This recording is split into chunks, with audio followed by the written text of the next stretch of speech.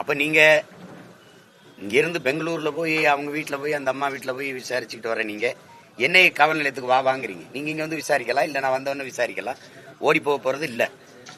அப்படி இருக்கும்போது அவசர அவசரமா நீங்க என் வீட்டுக்கு வர்றதுக்கு முன்னாடியே ஊடகம் வந்து நிக்குது, எல்லா தொலைக்காட்சியும் வந்து நிக்குது. நீங்க ஒட்டிட்டீங்க. வழக்கு சம்பந்தப்பட்ட காவல்துறை வந்து வலசரவாக்கம் காவல்துறை அது ஒட்டிடுது. ஒட்டினதை விட உங்க வேலை முடிஞ்சிருது. இப்ப நீங்க எது கதவுல ஒட்டிட்டு போறீங்க? வீட்டுல நிறைய பேர் இருக்காங்க, என் மனைவி இருக்காங்க, அவங்க கிட்ட கூப்பிட்டு கொடுத்துருக்கல. ஏன்னா அழைப்பானை வாங்கும்போது கையெழுத்துணும். நீங்க ஒட்டிட்டு போனா நான் கையெழுத்து இடல. அப்ப அது தேவையில்லைன்னா அவங்க கிட்ட கொடுத்துட்டு போயிருக்கலாம்ல. நீங்க ஒட்டினீங்கன்னா இப்ப எனக்கு பதிலாக கதவு வந்து உங்களுக்கு விளக்கம் தருமா? எப்படி நீ கதவுல ஒட்டிட்டு போறது நோக்கம் என்ன? நான் இல்லை தலைமறைவாயிட்டேனா, வேற எங்கேயும் என்னை தொடர்பு கொள்ள முடியாத தூரத்துக்கு போயிட்டேனா? எப்படி ஒட்டிட்டு அப்ப ஒட்டுற இடத்துல எதுக்கு ஊடகம் வருது? இவ்வளவு தொலைக்காட்சிகள் எதுக்கு அங்க வந்துச்சு? சொல்லுங்க, எதுக்கு வந்துச்சு? எதுக்கு வந்துச்சு? ஒட்டிட்டில அதோட வேலை முடிஞ்சதுல. அப்ப கிழிக்கிறேன், கிழிக்காம போறேன். அதை என்ன அதை அப்படியே வச்சு இல்ல இப்படி கட்டம் போட்டு பூஜையில மாட்டிக்கணுமா? உங்க அழைப்பானைய சம்மனை இது என்னன்னு சொல்லுங்க.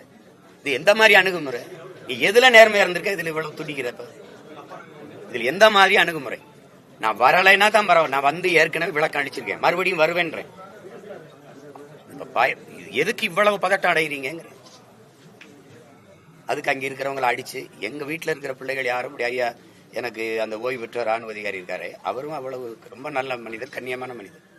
நீங்க தான் அடிச்சு போய் நீங்க வலசரவாக்கம் காவல் நிலையத்தில் இருக்கிறதுக்கு நீலாங்கரை காவலர் வந்து உதவி ஆய்வாளர் வந்து அந்த ஆய்வாளர் வந்து அடிச்சு இழுத்துட்டு போக வேண்டிய அவசியம் இருக்கு.